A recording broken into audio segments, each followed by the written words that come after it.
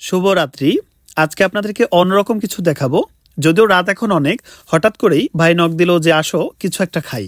যেহেতু ঠান্ডা পড়েছে তো এই মুহূর্তে কি খাওয়া যায় আমরাও ভাবতেছিলাম। তখন আমরা সিদ্ধান্ত নিলাম যে খিচুড়ি খেতে পারি। যেহেতু বাসাটাও খালি ছিল ওই দিন, তাই আমরাও আড্ডা দিতে পারবো এই ভেবে চলে গেলাম ভাইয়ের বাসায়। গিয়ে দেখি সব কিছুই রেডি করে রেখেছেন উনি।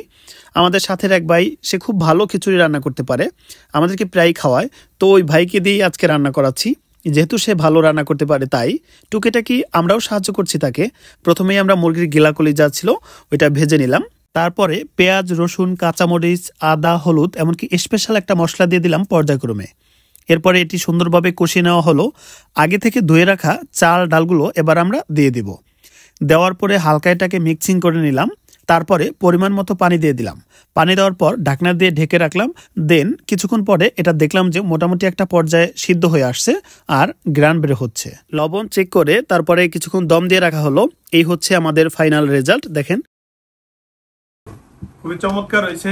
এই যে ভাই রান্না করছে, অনেক মজাদার। রাত্র প্রায় 12টা, এই বাবুর্চির পিছনে এই যে আরো সবাই আছে এখানে। মোটামুটি খাইলাম, ভালোই লাগলো আর খাইতেছি এখনো। এই যে ভাই খাওয়া শুরু করে দিছে। এই হলো আমাকে বাবুর্চি।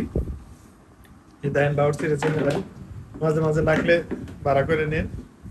আজকে এ পর্যন্তই। দেখা হচ্ছে নতুন কোনো ভিডিওতে। ফেসবুক থেকে যারা দেখছেন তারা আশা করি ফলো করে দিবেন, এমনকি যারা ইউটিউব থেকে দেখছেন তারা সাবস্ক্রাইব করে দিবেন। ধন্যবাদ।